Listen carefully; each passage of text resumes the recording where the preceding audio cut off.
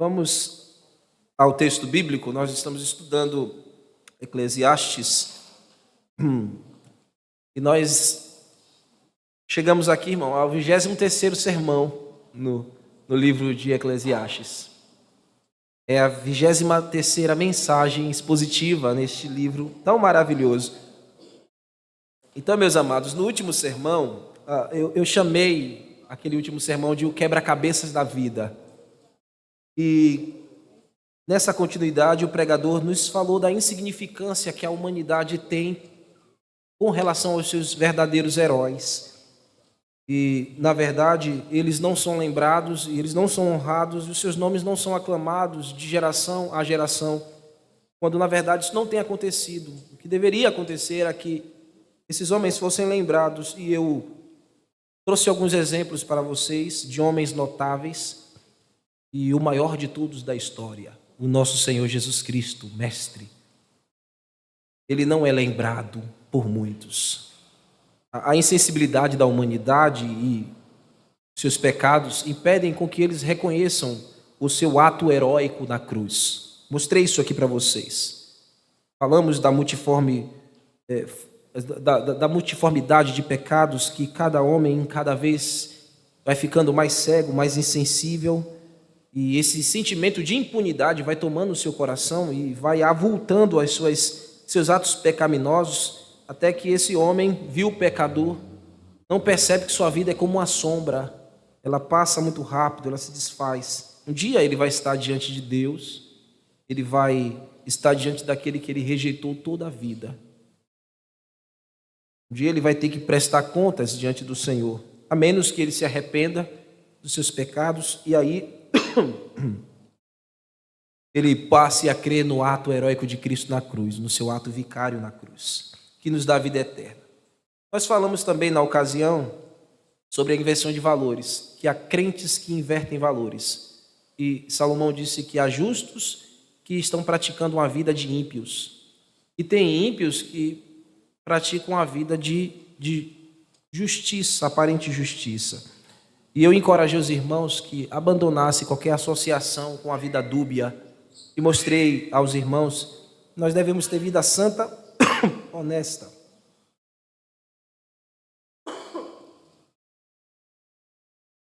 Perdão, viu, irmãos? Eu ainda estou recuperando.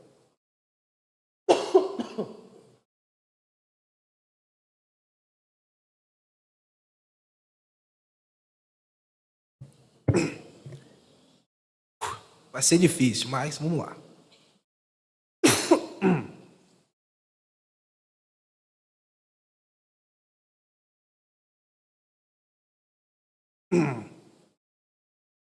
Desfrutar, a gente precisa desfrutar com alegria, amizades, a família, especificamente desfrutar do fruto do nosso labor, do trabalho, tanto para o descanso, nós precisamos reservar tempo para isso. Eu mostrei para vocês no sermão passado que muita gente não consegue desfrutar do trabalho, se cansa muito no trabalho e, por se cansar, poderiam estar investindo tempo com sua família, poderiam estar investindo recursos para o bem-estar de toda a família e não fazem assim. Obrigado, meu filho. E não fazem assim, e por esse motivo acabam deixando de usufruir de bens que Deus dá. A vida é um bem que Deus nos dá. A gente precisa aprender a desfrutar, a usufruir dela. E muitas vezes a gente não faz isso. A gente trabalha, a gente se cansa, mas a gente também tem que ter tempo de usufruir. A gente tem que ter tempo para desfrutar. A gente tem família, a gente tem amigos, a gente precisa desfrutar dessas coisas. E, não obstante, somos tão efêmeros e não conseguimos saber tudo o que a vida pode apresentar para nós. Mas isso não pode impedir a gente de desfrutá-la. As nossas fraquezas e as nossas limitações não podem ser agentes realmente que nos limite a desfrutar. Então, no sermão de hoje, o pregador vai nos levar a entender quando nós estamos desencantados pela vida que nós vivemos. E o sermão de hoje, nós veremos que ele será dividido pelo menos em duas grandes partes. Na primeira parte, ele vai falar de uma forma mais caótica. A gente vai ter uma visão mais caótica da vida, das pessoas que estão desesperadas da vida. E na segunda parte, o pregador ele vai falar sobre alguns conselhos que ele dá para a gente recobrar o ânimo da vida e voltar a se alegrar. Então, meus irmãos, eu peço perdão pelas minhas tosses, mas vamos tentar seguir aqui passo a passo. Vamos à leitura do texto, vamos ficar de pé. Queria que vocês me ajudassem então e lessem comigo para me ajudar também aqui a descansar um pouco a voz. Vamos ler do verso 1 ao verso 10, tá bom? Tentar fazer uma leitura pública.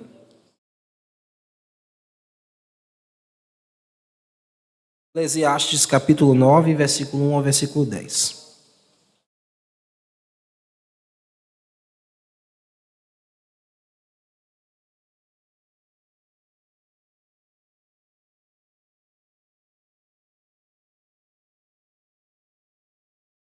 Podem começar.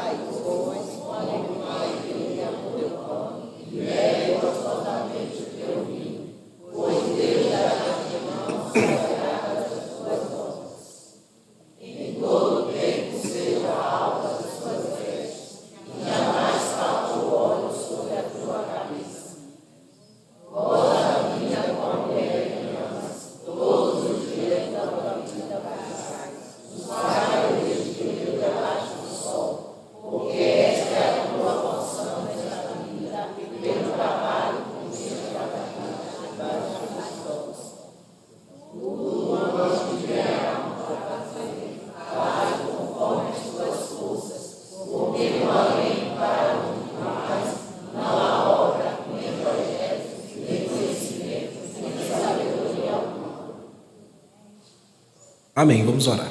Senhor, te louvamos pela leitura da Tua Palavra e nos ilumina, Senhor, na exposição dela, que haja edificação, Senhor.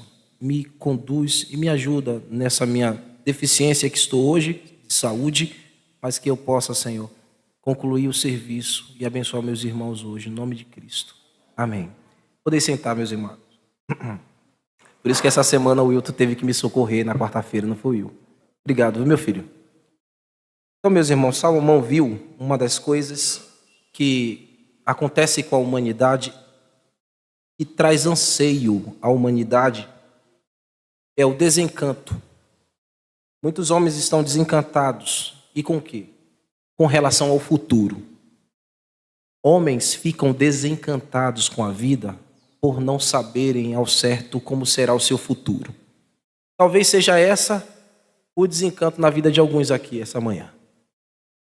Você talvez perdeu a esperança de viver por causa de algumas frustrações e porque você não consegue fazer uma leitura muito clara com relação ao futuro. Isso entristece, meus irmãos.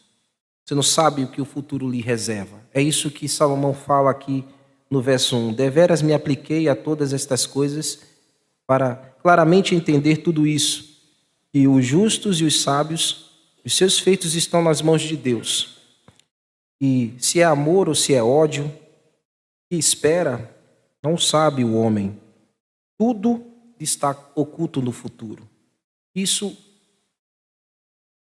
deixa muita gente aborrecida. Não saber o que vai acontecer no futuro. Isso deixa muita gente doente. Pessoas ficam aborrecidas. Pessoas ficam doentes. Outros até enlouquecem por não saber ao certo como será o seu futuro. Pessoas, via de regra, ficam ansiosas e desencantadas com a vida, sem saber ao certo como será o passo que elas vão dar lá na frente. Salomão está dizendo que o futuro está escondido, e é verdade, irmãos. Nós não possuímos categorias para desvendá-los. A gente não sabe o que vai acontecer no futuro. Mas Deus é quem descortina o futuro para nós, enquanto nós vamos vivendo a vida no presente. A gente consegue fazer alguma percepção quanto ao amanhã, mesmo que isso não seja algo claro para a gente. Mas é Deus que descortina todas as coisas que estão reservadas no futuro para nós. E nessa vida debaixo do sol, como Salomão sempre diz, você já sabe que vida debaixo do sol significa vida cotidiana. Deus conhece o futuro porque foi Ele mesmo que escreveu. Foi Ele mesmo que determinou todas as coisas. E o pai de Salomão, o rei Davi, escreveu um Salmos, o 139, e no versículo 16 ele disse que todos os nossos dias foram escritos, cada um deles no livro de Deus, sem que para nós esses dias ainda existissem.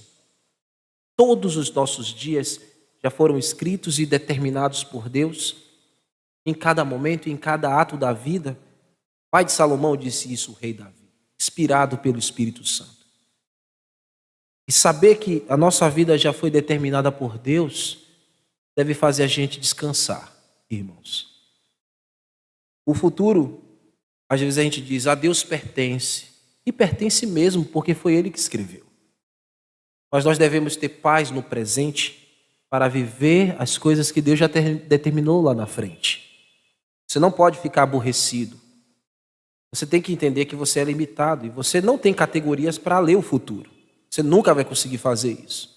Você não foi feito para isso. E diante disso você deve descansar. Você deve aquietar o seu coração. Então, o pregador nos mostra que nós não sabemos ao certo esperar o futuro. A gente tem ansiedade. A gente quer logo que ele se torne o presente. E isso nos adoece muitas vezes. Ele diz assim, se é amor ou se é ódio, está à espera, não sabe o homem. Ou seja, nós não conseguimos entender, meus amados. A gente não sabe se a gente vai ser amado por todo mundo. Você não sabe. Não pode saber disso. Você também não sabe se você vai ser odiado, mal compreendido. Você não consegue fazer isso. Você possui limitações. Você não sabe se você vai ser aclamado ou se você vai ser odiado. Nós temos consciência disso. E tendo consciência disso, nós ficamos mais tranquilos. Nós ficamos mais confortáveis no nosso coração. Então, a ansiedade pode trazer desencanto na vida. Pode trazer desencanto quanto ao futuro. E ainda no verso 1, ele diz que os justos e os sábios, os seus feitos estão nas mãos de Deus. Ou seja, Deus está controlando tudo. Deus está controlando a nossa existência, irmãos. A nossa vida, o presente, o futuro passado, tudo está nas mãos de Deus. Mas simplesmente essa verdade que é tão simples, que nossas vidas estão nas mãos de Deus. A gente não diz isso muitas vezes? A minha vida está nas mãos de Deus. Mas muitas vezes essa simples verdade, mas profunda verdade, é muitas vezes apenas um discurso, mas na prática é tão vazia. Na vida do justo, na vida do sábio. O que é o justo e o sábio aqui para Salomão? O crente. Sabe, às vezes a gente cristão, passando algum sufoco na vida, algum tipo de desencanto, esse discurso que a gente muitas vezes repete retoricamente, de que a nossa vida está nas mãos de Deus, está vazia de significado. É apenas um ato falaz, às vezes. Mas nossa vida nas mãos de Deus, irmãos, tem que transcender essa máxima. Não pode ser apenas um discurso, um belo discurso. Nossa vida precisa estar realmente rendida nas mãos de Deus. Quando você diz que a sua vida está rendida nas mãos de Deus, você está dizendo: Deus, eu aceito a tua vontade, mesmo que eu não a conheça. E mesmo que eu não a entenda. Eu não possuo categorias para fazer a leitura de tudo ou discernir todas as coisas. Muita coisa está escondida a mim, Senhor, mas eu me rendi à tua vontade que é soberana. Eu coloquei a minha vida nas tuas mãos e eu disse: não quero mais viver para mim mesmo. Às vezes, irmãos, na nossa natureza a gente tem essa dificuldade. A gente não consegue fazer isso. A gente fica ansioso quanto aos estudos. A gente fica ansioso quanto à construção, uma edificação de uma casa, por exemplo. A gente fica ansioso com muitas coisas e a gente se desencanta com muita coisa. A gente se desencanta com amizades, a gente se desencanta com o pastor se desencanta com a ovelha. A vida está assim, pai se desencanta com o filho se desencanta com o pai. A gente precisa colocar a nossa vida nas mãos de Deus, de fato.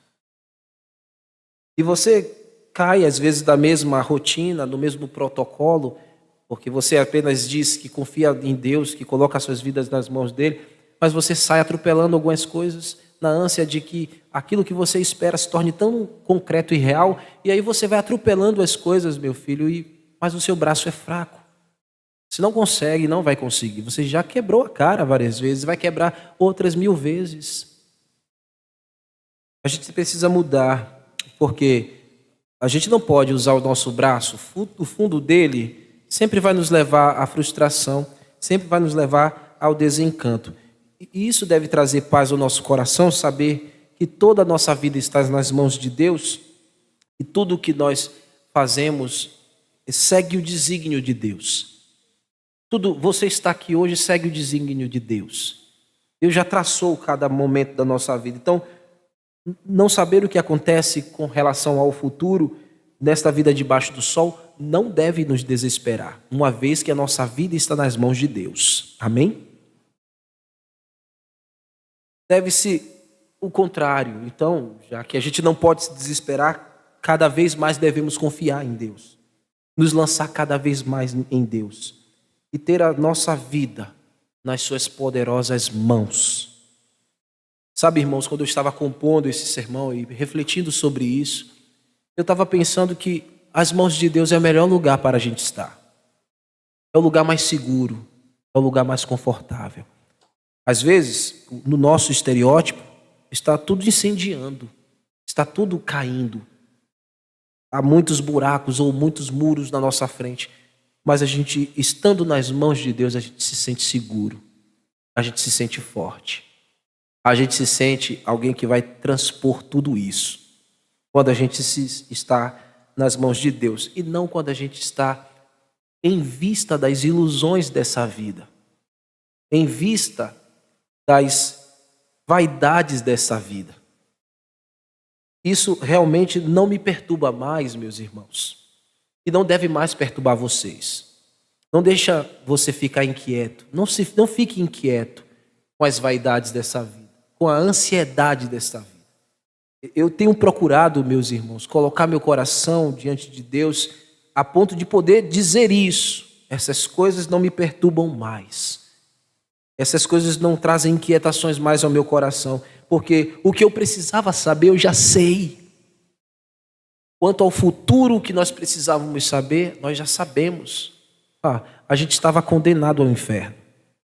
O que nos reservava era tormento eterno, irmãos. Mas um dia nós conhecemos a Cristo e Ele mudou esse destino de destruição. Ele nos dá um fim que é glorioso. Nós já sabemos o que vai acontecer no nosso futuro. O que nós precisamos mesmo saber, nós já sabemos. Eu estarei diante do meu Redentor. Então, pouco me importa o que vai me acontecer nessa vida fugaz. Pouco me importa o que vai acontecer daqui a 10 anos. Para mim, eu espero algo mais glorioso. As satisfações dessa vida não se compara, que Paulo diz, com a glória que há de ser revelado a nós. Então a gente já conhece uma coisa sobre o futuro. E isso é necessário para a gente viver a vida com sabedoria, meus irmãos.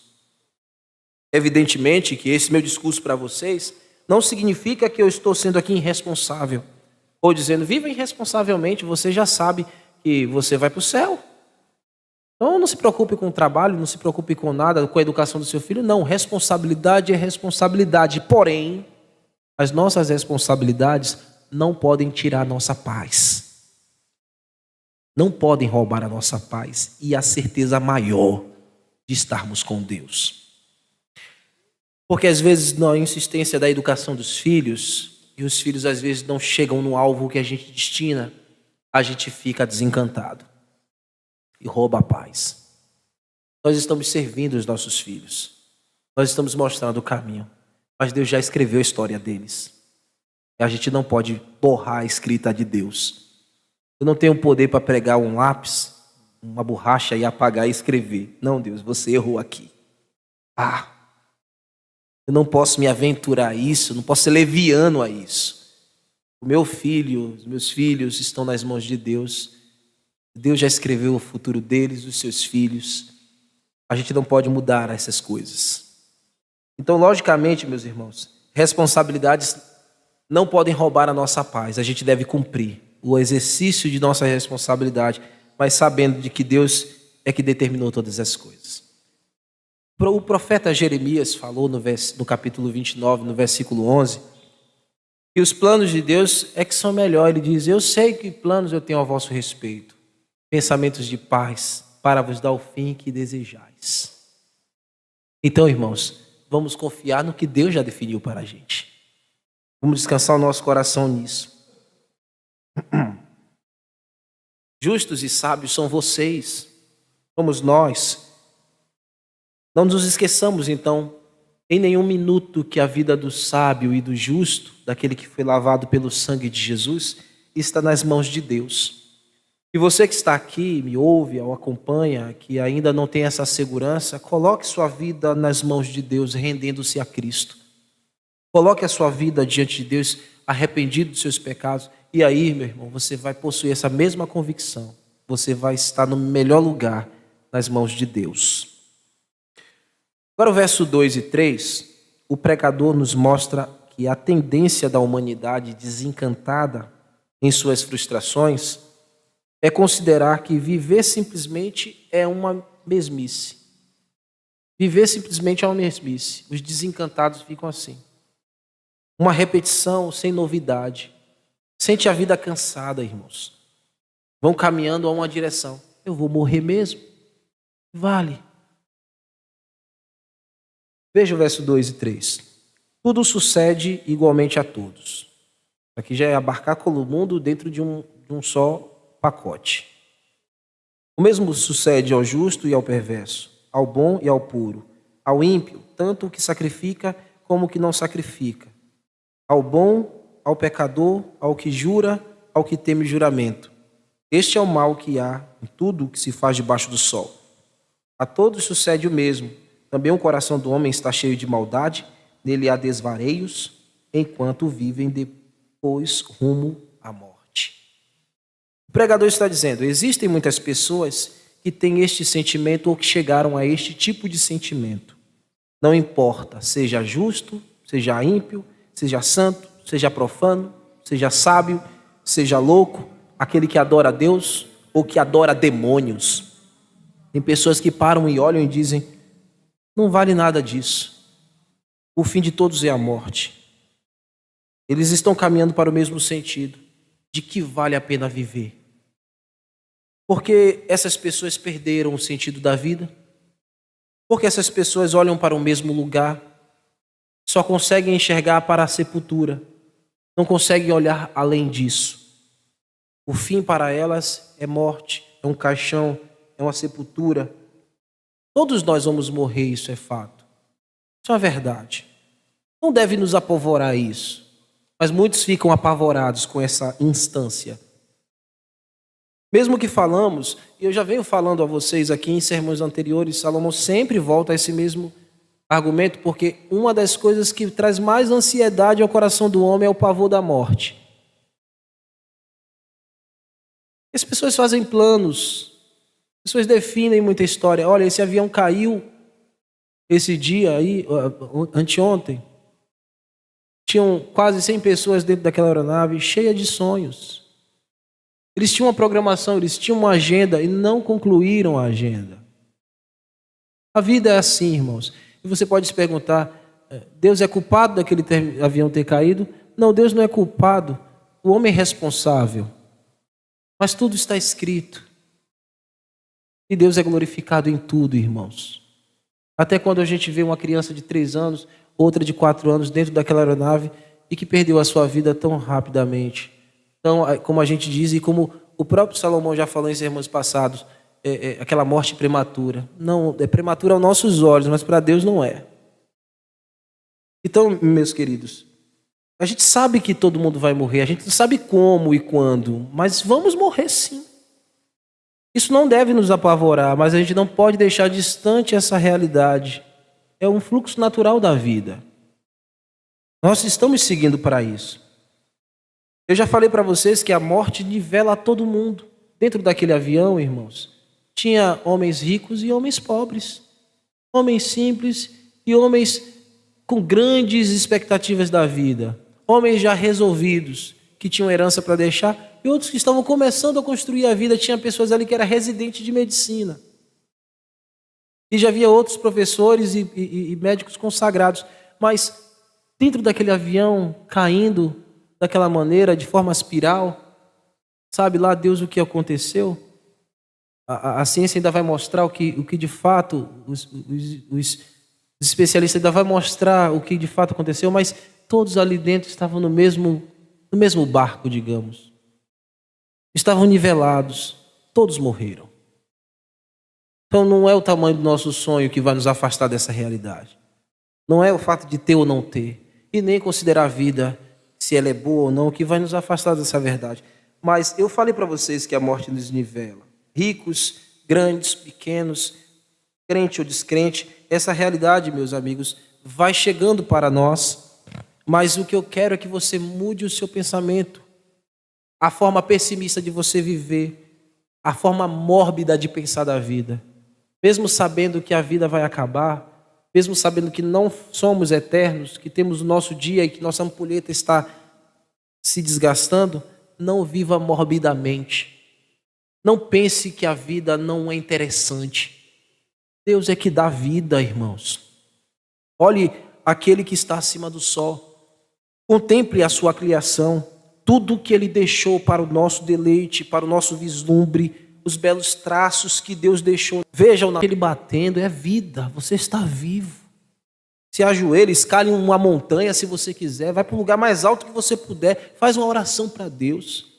Agradece a Ele pela vida que Ele te deu. Porque muitos queriam ter um pouco da vida que você tem. E muitas vezes você vive a vida mórbida, vive a vida numa mesmice. Faça a oração a Deus, feche os seus olhos, renda-se a Ele. Lembre que você tem um espaço muito bem apropriado na história que Deus escreveu. E de certa maneira, não sendo antropocêntrico, você é importante sim. Você tem um valor, tanto que Deus enviou seu Filho para te salvar. Então, nós precisamos sair dessa visão de vida mórbida. E isso não está apenas naquele que cansou de viver, porque atingiu uma alta idade. Tem adolescentes com esse sentimento mórbido. Tem jovens que não querem mais viver. Existem pessoas que estão na metade da vida e que já não querem mais viver. Faça essa mensagem hoje penetrar os seus ouvidos, descer o seu coração pela graça do Espírito Santo. Entenda que Deus está te chamando para ver com amplidão as coisas que Deus preparou para você. Deus quer que você viva abundantemente. Jesus Cristo mesmo disse: eu vim para que você tenha vida e tenha vida em abundância. Eu vim para que você possa refletir sobre a vida, sobre tudo que eu fiz, que eu criei, que eu deixei. Talvez você seja exatamente essa pessoa que tem colocado tudo à sua volta, a sua vida, tudo que envolve a sua vida, você está dizendo dentro desse mesmo sentimento mórbido. Talvez você está aqui sem aspirações, entendendo que sua vida não faz sentido, sem sonhos ou realizações. Talvez você está aqui e já está cansado. Você olha para a vida, olha para a criação e não vê cor nenhuma. Você não vê as cores das coisas que Deus criou. Você não está conseguindo fazer a leitura certa. Você já se desencantou com a vida, você não tem mais o sabor dela. Talvez, ouvindo essa mensagem, você seja recuperado. Talvez, ouvindo isso, você volte a viver. Deixe a morbidez, volte à vida.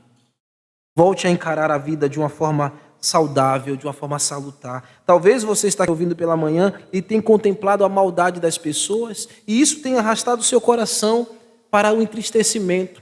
Salomão usou a palavra desvários, ou seja, a loucura dos homens. Talvez pela loucura dos homens, pela insensatez dos homens, você já se desencantou da vida. Às vezes você diz: de que vale a pena, eu me esforço tanto, mas os homens são tão vis que todo o esforço que eu faço para em um protocolo humano, e para que vale a pena mais? Você não tem esperança porque você está colocando sua visão nessas pessoas. Tire a visão dessas pessoas, tire a visão da sua vida dessas pessoas, e você vai voltar a ter a alegria de viver. Olhe para Jesus, Ele é quem dá sentido real à vida. Deixe que Deus quebre esse paradigma que você chegou, porque você já montou um paradigma. Você acha que é uma matemática que só vai fechar nesse resultado. Não, deixe Deus quebrar isso e volte a viver. Deixe Deus ser o centro da sua vida de novo. Deixe Deus ser o centro da sua vida de novo. Deixa Deus trazer cores de novo para o seu coração. Deixa Deus trazer de volta a vida ao seu olhar. Tire os olhares da vileza dos homens e contemple a beleza que há em Jesus Cristo. Contemple a beleza que há em Deus, na pessoa de Cristo, e o seu coração outra vez voltará a viver. Deixe Jesus pintar outra vez a sua vida de cores. Sua vida está cinzenta, com insatisfação, com desabor, mas deixa Deus pintar outra vez pela vida de Cristo o seu coração, e aí você será recuperado na esperança. Você pode sair esta manhã com o coração esperançoso em Deus, em Jesus, no porvir, na fé. Sabe, meus irmãos, essa mensagem é apropriada a nós, porque no mundo pós-pandêmico, muitas pessoas trazem até agora esses traços. Muitas pessoas perderam muitas coisas. Perderam entes queridos e não fazem muito tempo. Para quem não perdeu um ente querido, parece que a pandemia já passou 10 anos. Mas vamos passar 10 anos e quem perdeu um ente querido vai ter o sentimento da pandemia muito próximo de si. Não perdeu apenas um ente querido, perdeu também status social, perdeu um emprego, perdeu uma estabilidade de vida. Houve muitas mutilações nesse sentido na vida de muitos, que até hoje, meus irmãos, arrastam muitos para profunda tristeza e desencanto da vida. Mas eu digo para você que talvez seja uma vítima dessa circunstância, que há esperança para você em Jesus Cristo. Há consolo para você em Jesus Cristo. Se você não morreu na pandemia, se você transcendeu até aqui e ouve essa mensagem, é porque Deus tem planos de fato na sua vida. Ele considera esses planos que Ele mesmo escreveu e você faz parte dele. Há um porvir para a sua vida e há uma certeza em Jesus Cristo. Sua vida pode estar nas mãos dele. O verso 4 ao verso 6, por favor. Salomão vai dizer que os que têm uma visão mórbida da vida, ainda falando sobre isso, ele vai dizer que é melhor viver. Você que está numa visão mórbida da vida, é melhor viver. Olha o que ele diz no verso 4. Para aquele que está entre os vivos, há esperança, porque mais vale um cão vivo do que um leão morto. Essa expressão, um cão vivo, melhor um cão vivo do que um leão morto, ela que aparece aqui no final do verso 4, ela é na verdade um ditado antigo na época, e comunicava que viver vale a pena. Viver vale a pena. Se você fosse frigir os ovos e dizer, o que significa isso aí? Mais vale um cão vivo do que um leão morto? Viver vale a pena. Mesmo que seja, irmãos, uma vida simples, ainda que a vida seja dura, é melhor viver. É melhor viver ainda que tenha certas limitações, pouco acesso. Ainda assim, é melhor viver do que estar morto. Então, Salomão está evocando um ditado para mostrar àqueles que vivem morbidamente de que, ei, é melhor viver. Você está afundando a sua vida porque às vezes você não tem aquilo que você tanto queria. Você não tem, mas isso não determina o valor da vida. Viver é melhor. É melhor viver do que ser um leão morto. A figura aqui do leão do cão e do leão, o cão não é aquele cão bonitinho que vai ao pet shopping toda semana, né? Que faz o banho tosa e tá cheirosinho e usa até pantufinhas. Não, é o vira-latas da pior marca. Ô pastor, mas vira-lata não tem marca. Eu estou usando uma expressão aqui só para você entender que o negócio é grave. Podia ser o cachorro mais sarnento. É melhor ser assim do que estar morto. Por quê? Ele vai dizer, porque enquanto o vivo tem esperança. Quem está vivo, irmãos, tem esperança de consertar tudo. Quem está vivo tem ainda esperança de acertar. E quem morreu não pode fazer mais nada. Talvez você está aqui e frustrado com a vida porque você errou. Errar é humano, a gente não diz isso?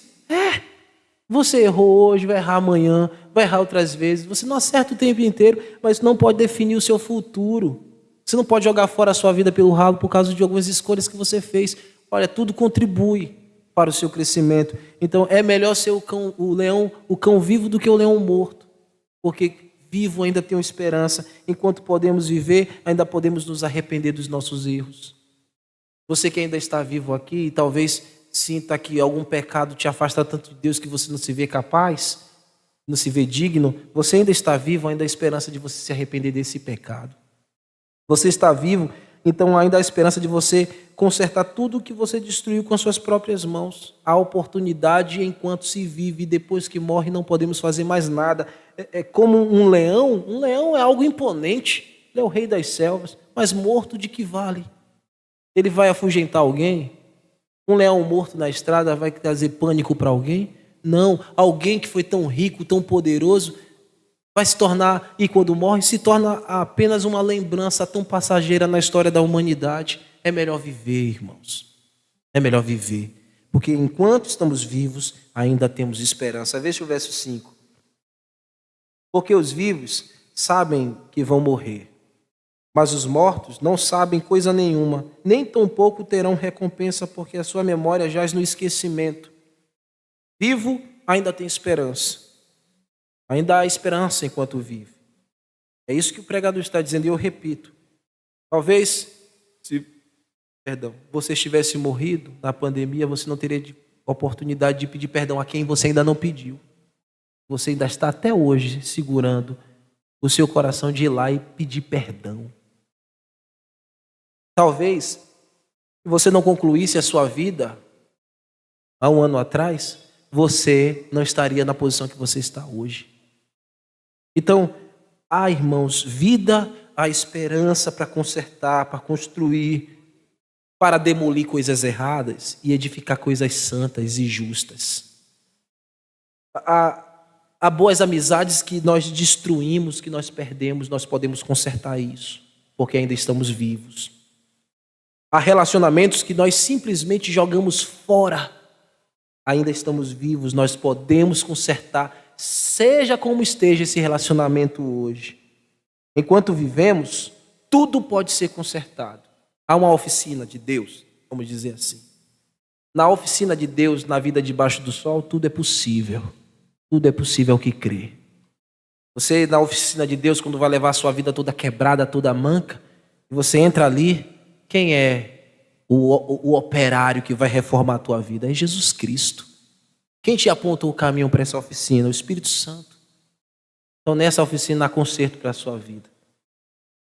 Deus nos dá poder, irmãos. Deus nos dá poder para isso e coração arrependido para isso. Ele nos dá graça para vivermos nessa vida, para consertar as coisas, para a gente não sair dessa vida com pendências. Eu sei que um dia nós iremos morrer, mas enquanto vivemos, temos a oportunidade de consertar tudo. Tudo que nós destruímos. E sabe por que você não pode ter aquele discurso de que tudo está perdido? Sabe? Está tudo perdido. Não está, porque você ainda vive. Não está tudo perdido. Você ainda vive, ainda há fôlego nos seus pulmões, você ainda respira, ainda o seu coração ainda bate, sua consciência ainda pesa. O Espírito Santo está em ti. Há ainda a vida no seu corpo, frágil, ainda a consciência na sua mente, ainda a chance de você consertar tudo. Mas também pense que depois da morte segue o juízo. Vai chegar a hora que a oportunidade vai acabar, o tempo vai se esgotar e o juízo vai se seguir. Em momento algum Salomão está dizendo, morreu, acabou. Ele não está falando de aniquilacionismo aqui, mas ele está dizendo que enquanto vivemos naturalmente, precisamos ter um bom testemunho. Precisamos consertar as coisas. Veja o verso 6. Amor, ódio, inveja, para eles, para os que morreram, já perecem para sempre. Não tem eles parte alguma de tudo que se faz debaixo do sol. Aqui é para você ver que ele está tendo uma ótica da vida natural. Tá bom? Ele não está falando em primeira instância da vida após a morte. Ele está falando das coisas que acontecem debaixo do sol. Então tudo que a gente faz aqui debaixo do sol, a gente é responsável. A gente tem que, se a gente construiu errado, a gente tem que demolir e construir de novo. A gente tem responsabilidade, a gente não pode se furtar disso. Uma vez que o homem deixa de existir na vida cotidiana, ele nunca voltará para consertar nada. Sim, quando você deixar essa vida, você não vai voltar para consertar nada. As pessoas dizem que vão... uma falsa religião, espíritas dizem, você pode voltar para ser melhor, uma melhor alma. Isso não existe, não é verdade. A Bíblia não diz isso. Não existirá outra oportunidade para os mortos. Só há enquanto se vive. É enquanto há vida e a esperança de salvação, de consertar todas as coisas. Enquanto você vive, dá tempo de você consertar o relacionamento com seus filhos, com a sua esposa, com o seu marido, no seu trabalho, na igreja, com os irmãos, com o seu pastor. Enquanto você vive. Se morrer, não dá mais tempo de fazer nada. Agora veja, aqui fechou a primeira parte, né? Agora vamos para a segunda parte para a gente concluir, né? Verso 7 ao verso 10. Ele vai dar conselhos agora para os desencantados a recuperarem a razão de viver. Então Salomão está girando em torno aqui a chave da casa mórbida e abrindo a porta e te dizendo, sai daí e vem viver. Olha o que ele vai dizer no verso 7. Vai, no imperativo, levanta, em outras palavras. Sai da morbidez. Sai, vai, come com alegria o teu pão, bebe gostosamente o teu vinho, pois Deus de antemão se agrada das tuas obras. A comunicação aqui de dois tipos de refeições. Uma que alimenta o corpo físico e outra que alimenta a alma. Vamos ver como o pregador me faz refletir nisso e aplicar isso para os irmãos. Ele está dizendo, vamos, levante-se, sai daí, vai e come. Ou seja, desfrute com alegria. Há muita coisa nessa vida para você provar e ver as nuances dela. Você tem terminações nervosas aí na sua boca que você pode comer um prato delicioso e se alegrar com ele. Aí você vai e prova um outro sabor. Quando você vai em um self-service, você tem vários alimentos ali, você prova uma coisa, prova outra, você desfruta. Então come, vive a vida, desfruta a vida. Venha para a vida para desfrutar de tudo que Deus tem preparado, para que você viva de forma alegre e satisfeita, para que você tenha prazer, para que você coma. Vinho representa prazer, representa satisfação, alegria, para que você tenha uma vida de satisfação e alegria. Você tem que viver com satisfação e alegria, meu irmão e meu amigo. Deus está dizendo através do pregador: saia dessa condição de morte, de tristeza, de desencanto, e venha para a vida para que você viva alegre e gostosamente. Sua vida é um desgosto, mas Deus está te chamando para que você tenha ela alegria e sabor. Quando uma coisa é gostosa, a gente quer voltar. Minha cunhada está ali, faz uma pizza tão gostosa, né, minha filha? Sempre que eu vou lá, eu lembro a ela: cadê aquela pizza, aquele macarrão gostoso, né, que fazia, que engordou rapidinho? Oi? Então, tudo que é gostoso, a gente quer voltar. A gente quer provar de novo. Então, se a gente provar das coisas boas que Deus nos dá nessa vida, a gente quer voltar outra vez, quer viver aquela experiência. Experiência boa a gente sempre quer viver. Recupera essas coisas boas da vida que Deus já te trouxe. Traz de volta a esperança. É isso que a palavra de Deus diz. Quero trazer de volta aquilo que me dá esperança. Então, desentulhe essas coisas e traz de volta a vida. Tem substância para você, tem alimento para você, para o seu corpo, para a sua satisfação. Deus quer que você tenha uma vida satisfeita. Deus quer que você se levante.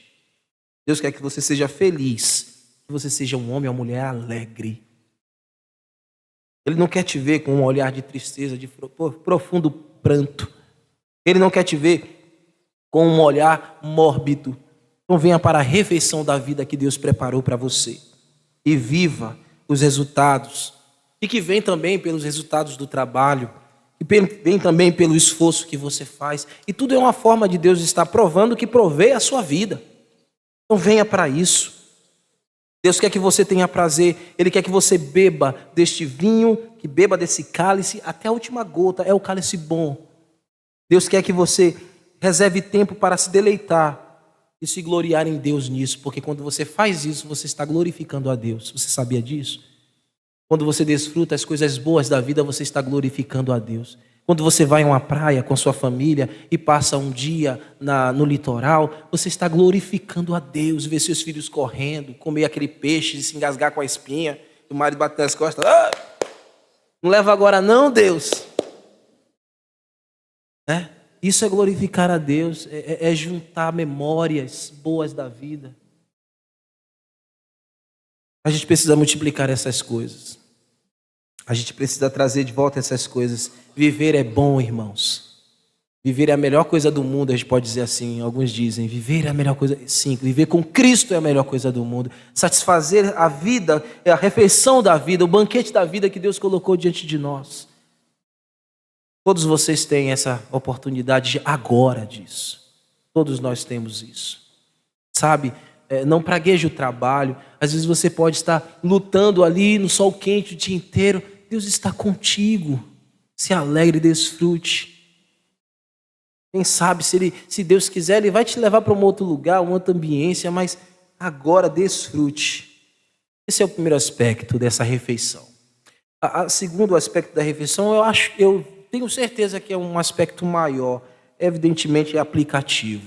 Sabe, pão e vinho nos lembra do relacionamento com Cristo. É o corpo de Cristo, é o sangue de Jesus.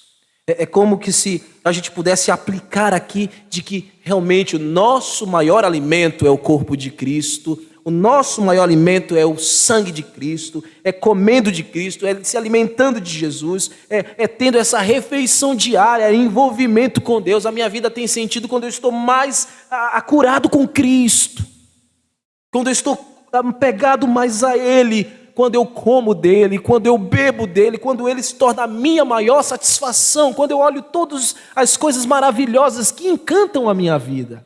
Porque eu já recuperei o encanto da vida, mas eu sei que Cristo é maior do que todas estas coisas e que eu posso glorificar o nome dele vivendo cada detalhe dela. Coma o vinho, coma o pão e beba o vinho.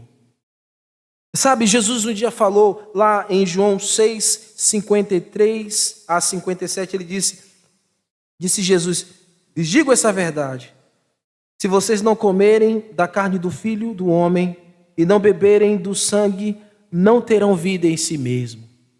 Nós devemos comer de Cristo. Cristo tem que ser o nosso maior alimento diário nesta vida debaixo do sol. Você não pode deixar de se alimentar de Jesus. Você tem que provar dele, você tem que comer dele e se empanturrar dele. Sabe, meus irmãos, Jesus continuou dizendo, mas aquele que come a minha carne e bebe o meu sangue terá vida eterna e eu o ressuscitarei no último dia. Sabe, é a vida que ele trará a você, a ressurreição. Pois a minha carne é verdadeira comida e o meu sangue é verdadeiramente bebida. Quem come a minha carne e bebe meu sangue permanece em mim e eu nele. Eu vivo por causa do Pai, que vive e me enviou. Da mesma forma, quem se alimenta de mim viverá por minha causa. Viveremos nos alimentando de Cristo. Veja o verso 8 lá em Eclesiastes, ainda tem um conselho aqui, um outro conselho. Em todo tempo seja alva as tuas vestes e jamais falte óleo sobre sua cabeça. Na primeira leitura aqui, as vestes alvas eram aquelas vestes especiais para festas. Usa o melhor que você tem, é o que Salomão está dizendo. Usa o melhor que você tem, veste a melhor roupa que você tem. Não fica só querendo usar aquelas coisas maltrapilha, não. Vive a vida que Salomão está dizendo para a sua audiência aqui. Tira do guarda-roupa aquela roupa que você comprou e que você só quer usar em ocasiões especiais. Usa, desfruta, pega aquele talher bonitão que você tem, que você ganhou lá no seu chá de cozinha, e você só coloca quando acontece alguma coisa especial. Traz o talher para a mesa, arruma a mesa, bota a melhor pano, né? Forra a cama com o melhor que você tem. É o melhor que você tem, irmãos. Pode ser linho ou não, é o melhor que você tem. Desfruta. Usa dessas coisas. Não deixe entulhado. Sabe, tem tantas coisas, tem tantos valores, tem tantas memórias em coisas dessas que você deixa de relembrar porque elas não estão diante dos seus olhos. É isso que Salomão está dizendo. Traz para o seu cotidiano coisas que realmente te traz satisfação. Então, veste a melhor roupa, usa roupas especiais, no sentido de trazer essas coisas para a sua memória. E óleo na cabeça eram aquelas especiarias que perfumavam as pessoas, né? Então, vive bem, vive de maneira onde as pessoas tenham sabor de viver com você ao seu lado, porque você tem um bom aroma, no sentido de que você transmite bons sentimentos, você transmite um bem-estar, de se estar com as pessoas. A intenção é essa. Se aplicarmos para o sentido espiritual, a gente vai dizer, tenha uma vida santa, tenha uma vida digna diante de Deus, tenha um viver pronto, uma vida consagrada, alguém que teve as suas vestes alvejadas com o sangue de Jesus e seja aquele que anda com o perfume de Cristo, espargindo o aroma de Jesus onde você andar. É assim que deve ser. É assim que nós devemos fazer. O verso 9 tem um outro conselho. E é o conselho que eu vou ganhar uma nota 10 com as irmãs. Mas é Salomão, né? Que está dizendo. Goza a vida com a mulher que amas. Todos os dias da tua vida, fugaz, os quais Deus deixou debaixo do sol. Porque esta é a tua porção, esta é a tua vida, nesta vida debaixo do sol que te fadigastes. Salomão está dizendo para nós homens, para o homem que está aqui, nós devemos ter satisfação com a mulher que Deus nos deu. Nós devemos desfrutar a vida e o bem da vida com a mulher que Ele nos deu. Salomão está dizendo para os homens, dentro de uma sociedade, irmão, completamente que desprezava as mulheres. Então, essa história de desprezar a mulher é antiga. E no cenário de Salomão, as mulheres não tinham valor. A gente sabe disso, né? No tempo de Cristo. Mas sempre os grandes sábios, os homens de Deus, sempre deram valor às mulheres. Ele está dizendo, não sigam o fluxo dessa sociedade corrompida. Dê valor à sua esposa. Nós devemos, homens, dar valor à mulher que Deus nos deu. Nós devemos considerar as nossas esposas como verdadeiras rainhas do lar. Isso traz satisfação para a vida. Isso traz encanto para a vida. Sabe o que é você chegar do trabalho, abrir a porta, encontrar sua esposa e se encantar com os olhares dela? Eita. Aí, arrocha aí, Eliseu. Arrocha aí. Hoje à noite vai ser uma maravilha. Sabe, a gente chegar em casa, encontrar a nossa querida esposa, ter esse sentimento, ter essa satisfação de voltar para casa. Ele diz do enfado, do trabalho, essa vida fugaz. Irmão, homem, nossa vida passa rápido. Geralmente, na estatística, o homem vive muito menos que a mulher. Então, a nossa vida passa muito rápido. Vamos desfrutar com nossas esposas. Vamos sair com elas, vamos investir tempo de ouvi-las, de estar com elas, de dar valor a elas. Elas precisam ser as princesas da nossa vida, porque Deus nos deu, homem. E claro que isso é muito aplicado para a gente, porque o homem tem séria dificuldade de demonstrar amor. O homem tem uma dificuldade muito grande de falar que ama. O homem tem dificuldade de demonstrar com atitude que ama a mulher. A mulher é sempre receptora para isso. Quando o homem demonstra amor pela sua esposa, demonstra com gestos e palavras, ela sempre vai responder isso. Pastor, mas eu já tentei fazer isso e ela não responde. Insista, porque você fica um bom tempo, viu, sem fazer. E você acha que um tanque seco por muitos anos está rachado, tem que consertar, senão a água vai vazar. Tem que consertar, senão não retém a água. Tem que consertar primeiro, depois encher o tanque. Mas é encher. Eu tenho 30 anos de casamento, 40. Eu não quero nem contar quanto tempo esse tanque está rachado. Mas a vida, a esperança. Não é verdade? Valorize a sua mulher, homem. Dê a sua vida por ela. Morra por ela. Ame sua mulher. Valorize. Encha ela de todos esses privilégios. Não apenas de filho, como eu fiz, né? Xérica de filhos. Mas eu tenho dado amor para você também, né, neguinha? Eu que não dê. Aí Deus vai me pegar, né? Então, meus irmãos, amem sua esposa. Trate-a com dignidade. Trate com valor. Uma mulher muito bem amada é uma mulher viva em todos os sentidos. Há muita mulher morta no lar porque lhe falta amor com palavras e gestos. Ela pode receber o afago dos filhos, o beijo e o carinho dos filhos, mas se falta do marido, ela não é completa, nunca será. O marido tem que demonstrar isso, tem que dar isso, é o dever dele diante de Deus. Aí você vai ter uma mulher viva em todos os sentidos.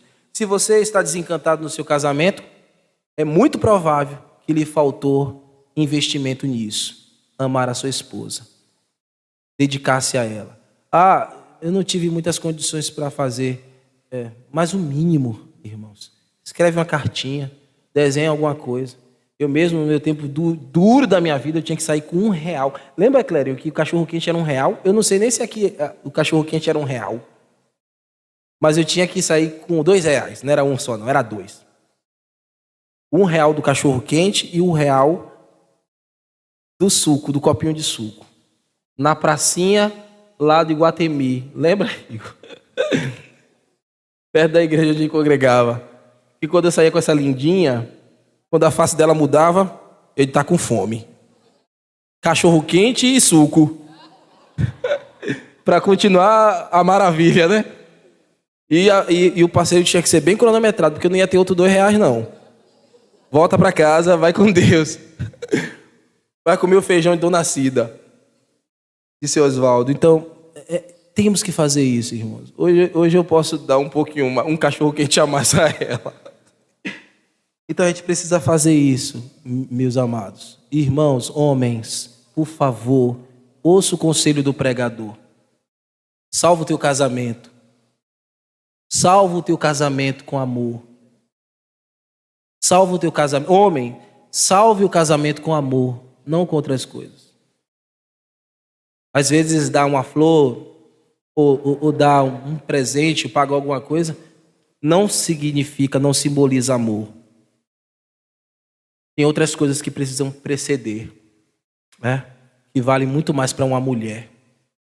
Como eu já falei aqui uma vez, a mulher está disposta a morar em uma chopana, com um banquinho apenas, um tamburetezinho e uma velhinha. Ela vive feliz com o homem que ama. Com o homem que ama. O homem que mostra que ama. Depois, se ela for para um palácio, para ela, isso é o lucro. Sabe? Aí você às vezes vê assim, pô, que caba feio, pastor, tu é feio, pegou uma mulher tão bonita. Aí eu sou o artista do amor. Então, tem que amar, irmão, para cobrir as nossas deficiências, né? As nossas limitações. Então a gente ganha mais amando. Deixa eu terminar, queridos. É o último conselho. O último conselho, que é não viver procrastinando. Sabe, Salomão está dizendo, viva a vida e não viva procrastinando. E às vezes a gente faz muito isso. Ele diz, tudo que tiver nas tuas mãos para fazer, faz-o com as tuas forças, porque no além por onde tu vais, não há obra, nem projeto, nem conhecimento, nem sabedoria alguma. O pregador aconselha a colocarmos a nossa vida em exercício. Nós devemos sair da inércia e não ficar procrastinando as coisas. E eu confesso aqui, viu, meus irmãos, que eu estou me esforçando nisso. Minha esposa é muito disso. Você é muito protocolar. Tem muita coisa que você faz protocolos. Então, eu tenho essa dificuldade aí. Eu preciso trabalhar isso aqui em mim. A gente tem uma tendência normal de procrastinar muita coisa. E deixar para depois, deixar para depois, deixar para depois. E o conselho da palavra é que a gente deve fazer com esforço. O que tem para fazer agora, tem que fazer agora. Amar, ame agora.